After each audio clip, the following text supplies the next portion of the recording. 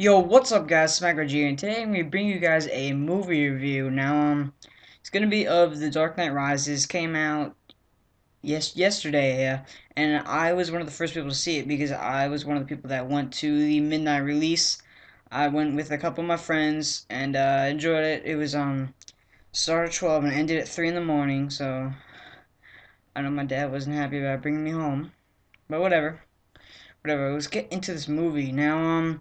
This movie, let's just say it's amazing, and Batman movies are always great. Look at The Dark Knight, one of the best movies I've ever seen. This does not fail to disappoint. It's a great movie. There's great acting, great storyline, great ending, great special effects. It's just an overall really good movie. Now, for the best actor in the movie, a lot of people would think that it's probably Batman. No, the guy that plays Bane.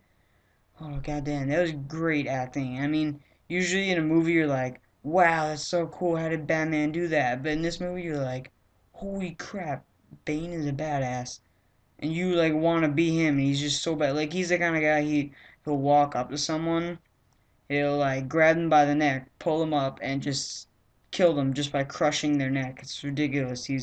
But he's not like one of those characters who's like he's so built up that it's just freaking ridiculous, and he's dumb. He's really intelligent, and he's really strong, so that it just makes like an overall villain. Like in movies sometimes they'll have like this villain, he's so strong but he's so stupid he can't accomplish anything. It's just ridiculous. But him is a really good villain. It's probably the best villain in a Batman movie. Besides maybe the Joker. I don't know. The Joker's a really good villain. He might not have the strength, but he's very smart. And he doesn't need the strength. That's how smart he is. But yeah, another great acting, Anne Hathaway, she played Catwoman. That was great acting. She was a good actor. And Christian Bale, it was pretty good acting. I'm not gonna say it was an Oscar winning performance like the guy that plays Bane. I'd give him an Oscar right there. It's just great performance, great acting by him. Christian Bale, it's not like he was bad, it's just not as good as the other acting performances by Anne Hathaway and the guy that played Bane. And I think it's funny how I know all like the main characters, like who they are, except for Bane. Even considering he's the best actor in the movie. Well, at least he gave the best performance in this movie.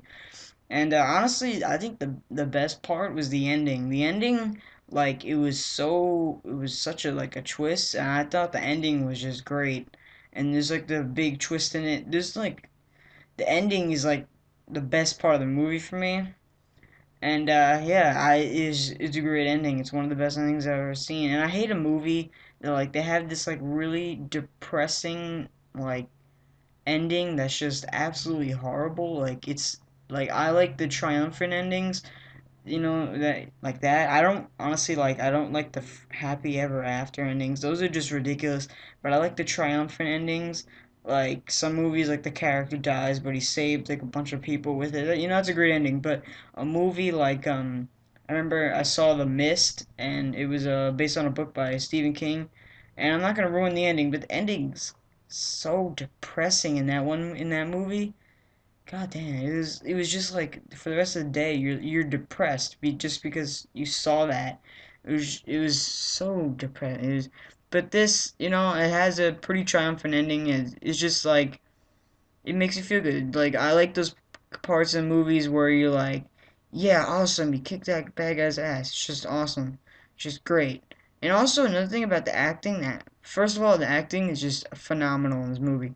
But a lot of villains, there's like someone that I like absolutely hate, but for some reason I couldn't like hate Bane. It's kind of weird because a lot of movies you're like, yeah, the good guy, you cheering him on to like kick the other guy's ass.